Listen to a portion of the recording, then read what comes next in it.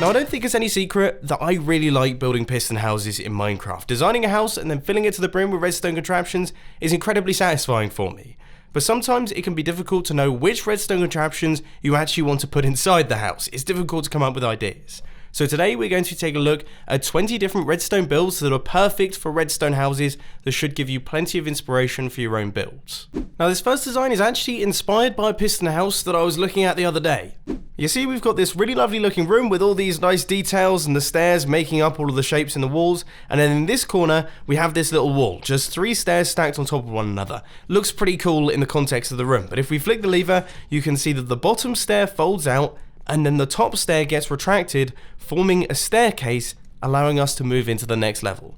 It's such a simple concept, yet it's so well integrated. It fits in perfectly, and I really like the idea. Now, with something as easy as this, it can be built in any number of ways, but the way that I've decided to do it is just using observer blocks. So when we flick the lever, there'll be a 1-tick pulse through both of these sticky pistons. One of them will spit out its block, the other one will retract it, and then when we flick the lever again, the opposite happens, so we get that staircase occurring. Next up, we've got a fresh take on the old armor equipping station. I'm sure you all recognize this horrendous looking structure right here. You'll probably see it in a lot of my redstone builds. This is an old school armor stand equipping station, so you'd walk in, you'd hit a button on one of these dispensers, and it would power all of them, and you'd get fully equipped with armor.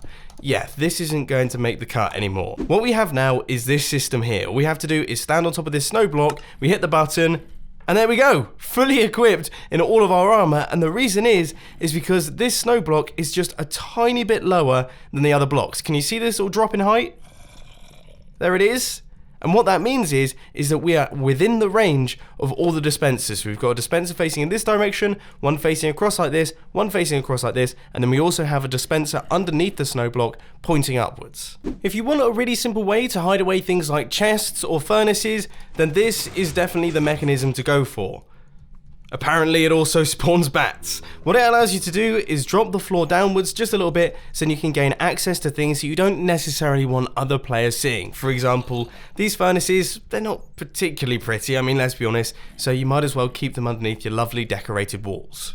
And the good news about this one is that the redstone isn't actually as difficult as you may think. Using the observer trick to create the double piston extenders for the back section, and then just using another set of observers for the front sticky pistons, it's all built within a relatively small space without using too many complex wiring techniques. Now, I have to say, there are very few things in Minecraft that are more frustrating than running out of food. I mean, suddenly you can't sprint anymore and you start to ask yourself, how on earth did I play Minecraft without sprinting? And then also, of course, you don't regenerate health, which means that you're very vulnerable to other mobs. It might be good to get a few of these around in your base. All you have to do is walk up to them, stand on the pressure plate, and you will be given food magically through the painting. Now, you can stand on it for as long as you like. It will give you as much food as you need. For example, if you're feeling super hungry, then you can stand on it for a while and it'll give you plenty. But it's just a quick one-stop shop for getting whatever sustenance you need. Just look at me for a couple of seconds. I mean, clearly I've got a great big bushy mustache on the front of my face, I've got well-trimmed hair, I'm wearing a lovely suit with a maroon tie going down through the centre. Clearly, I'm the sort of guy that appreciates a good fireplace. I mean, it's obvious, it's really quite obvious. And if you flick this lever, you can see that this is a very good fireplace indeed. It activates very quickly and also switches off incredibly quickly as well. And it's a lovely old school English style, which obviously is very close to my heart. But it gets better. If we take a look around the back, you can see the redstone behind this thing is incredibly simple. The lever is just connected up to the back of this dispenser, so when we flick the lever, that will activate, dispensing out the flint and steel. But also what happens is this observer gets extended downwards, and then when we flick the lever once again, the observer gets retracted, it powers this repeater, which then quickly powers and unpowers this sticky piston down at the bottom, pushing our netherrack up and then down, meaning that it switches it all off. Really simple stuff. Another redstone contraption that I recently saw in a user-submitted piston house was this build right here. Now, I have always, throughout my entire Minecraft history, struggled with building garages. I mean, it seems so impossible to build in Minecraft because obviously building piston doors that are of this size just is not very sensible, and there was loads of redstone up at the top. But this solves the problem. I mean, how genius is that?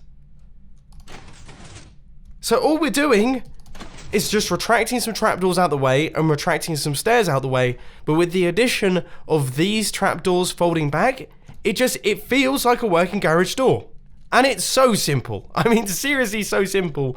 All we're doing is running a redstone line across the top here, which allows us to retract all of these trapdoors, and then we're just sending a redstone signal down so that we can retract these blocks down at the bottom. Anyway, moving on from that one before I get too excited, because I mean, I genuinely get a little bit overexcited when I discover new redstone mechanics.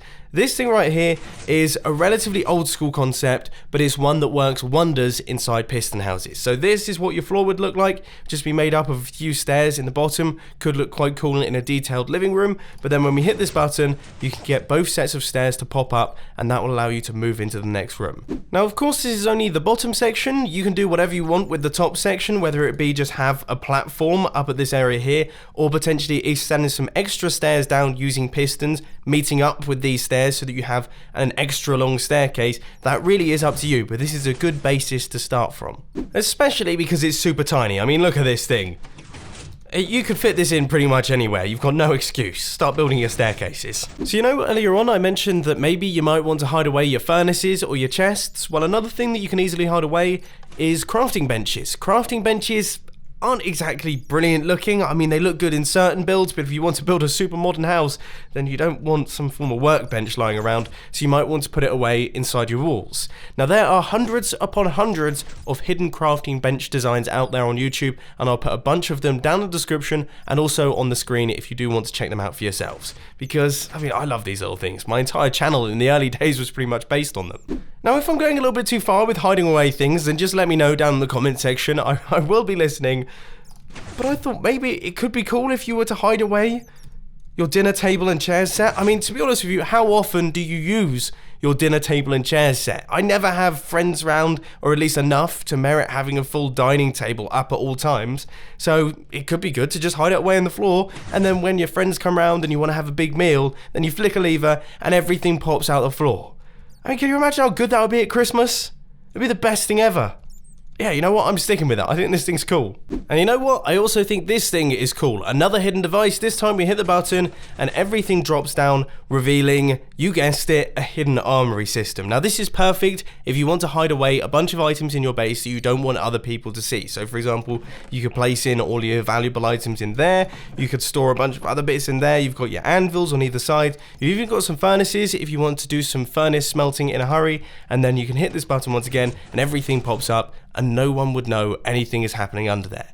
It's so easy to build, and I always think these look good. But if security is high on your list of priorities, then it might be good to invest in something at the front of your house, at the gate. This right here is what I would describe as being an ultra-modern gate system. Now, this could be hooked up to some form of security system, or potentially guard tower, like this, for example, where you have to throw your worker ID at the guard for him to open it up, and it reveals an ultra-modern household that is sat behind. Now, this one is a little bit more complicated than the one featured in the Redstone testing world, because it actually covers up the top of the concrete blocks as they drop into the ground, which is a very nice detail, but I still think that the super simple version is just as cool. Now, if you're anything like me, you sometimes struggle with lighting in Minecraft. I really don't like the way the areas covered with torches look, and I also don't like it when you can see all of the glowstone or sea lanterns in the floor. I think it looks a little bit lazy. So one way to get around it is to hide away your lights inside things like trees. For example, if we set the time to 14,000 right now, you can see our light is switched on and it's providing a nice amount of light to the surrounding area without being too obvious. I mean, this lamp is just in this tree, it activates during the night, and it looks really cool and really atmospheric. See, just look how cool this looks. I mean, doesn't that look gorgeous? That is lovely. I mean, sure, there are some mobs spawning around in this area because this area is not lit up, but in the areas by the trees, oh, it just looks like an enchanted wood. It's awesome. Anyway, that's not all that I've got for lighting and also nighttime, because this system right here is an indoors minimalist clock. So I personally really like minimalist design. I just think it looks cool. And this is the ultimate minimalist clock. All we have to do is set the time to 0, and you can see that now it is daylight, which means that we get gold coming through our clock. But if we set the time to 14,000 once again, then you can see that now it is nighttime, the sun has dropped down beneath the horizon, and we get the dark blue sky coming through. I love the way this looks. And the best news is that it's probably one of the simplest builds featured in this video, apart from that thing, which is a daylight sensor, 2 bits of redstone dust on either side, and then some regular pistons underneath. If we set the time to 0, you can see all of those pistons extend, and then they all retract. I mean, it doesn't get much easier than that. Speaking of taking things easy, I can't think of anything much more easy than chilling out on the sofa and watching some TV. I've been very ill over the past couple of weeks, so I've enjoyed my fair share of the television, and I thought, inspired by this, I would create a working TV system in Minecraft. Now, obviously, you know, you have to take this with a bit of a pinch of salt. Minecraft isn't one of those games where you can make convincing moving images just yet. I'm still waiting for that update, but for the time being, this is the best we've got. We've got a painting with 2 redstone lamps behind it that are being lit by this T flip-flop right here. When we hit the button, that activates the TV, and when we hit the button again, it turns everything off. Now this one I like to call the Peeper Door because it allows you to see who is trying to get in through your door before you actually let them in. So say for example I'm the owner of this lovely looking house right here and I actually want to get inside. All I have to do is place my key in through the key card reader and that will open up the door, allowing me to pass on through. That's no problem. But what if I'm a visitor? What if I'm someone who doesn't actually have access to the place? Well then all I have to do is walk up to this thing and hit the doorbell. Now I, as the owner of the house, can then walk up to the door and I can go, well, I should probably take a look at who's actually knocking on the door. So I can hit this button right here and that will allow me to look on through and see, oh, it's a double glazing salesman. I don't really want them to come in. Or I can see, oh, that's my best friend. Yeah, sure thing. And I can cause the door to open up and they can pass on through. Now, I really like this concept. I think it's quite good fun and it could work out quite well on servers. Next up, we've got the mobile storage system, a storage system that can be used between both levels of your house. So say, for example, I'm on the ground floor. All I have to do is hit this button and you can see our minecart chest drops down to the bottom and we have access to all of our items. Then if I'm on the top floor and I think to myself, oh, I need some redstone repeaters, all I have to do is hit this button up at the top and our minecart chest will be sent upwards, and then there we go. I have access to the same set of items between both layers, and it all happens relatively quickly. And the best thing is, it's also incredibly simple, consisting of just retracting this sticky piston right here and extending this sticky piston down at the bottom with our slime block on its face upwards. That's all there is to it. You may think that this looks really complicated, but all we're doing is sending a redstone signal between these 2 pistons. On the topic of mobile storage, shulker boxes are absolutely amazing. I personally have only just recently started using them in survival Minecraft, and it's a complete game changer. But one other good thing that shulker boxes are used for is the fact that they can be broken by pistons and also placed by dispensers, which means that you can create cycling storage systems in relatively small spaces. So this will give you access to a whole bunch of different shulker boxes. All of them can be filled with specific types of items, and all we have to do to cycle around is just hit the button and it will give you the next one.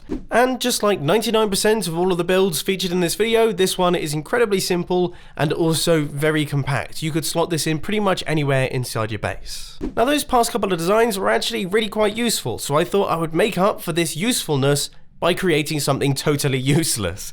This is my microwave oven. Now it doesn't actually cook any food, but it could be used for decoration in some form of kitchen or cooking space. If we hit this button, you can see that the redstone lamp turns on, and then eventually it should turn off and we get that ding sound, which is oh so familiar, which means that your food is now done. Now this one is going to be tricky.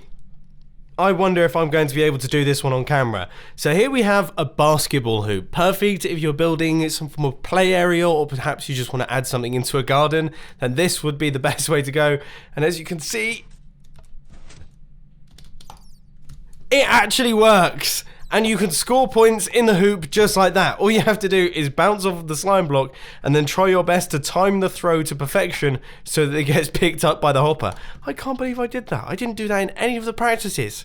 It was my first time. And finally, for the last redstone build of today's video, we have got stepping stones. Stepping stones that you can activate with the press of a button. Now, obviously, these will work best in a slightly larger pond area. This is just for demonstration, but I think it's quite cool. Maybe if you want to have a nice way to run up into your house, you could have a little lake out the front, and then you hit the button, and you have to walk over the stepping stones to get to your front door. It's these nice little details that just make the house feel more alive. But anyway, ladies and gentlemen, that just about wraps things up for today's redstone video. I hope that you enjoyed it. If you did, please sure to that like button, and if you really loved it, then make sure to subscribe. But thanks for watching, guys. This has been Mumbo, and I'm out. I'll see you later. Oh, and as per usual, check out the latest film on the filming channel. Link will be on the end.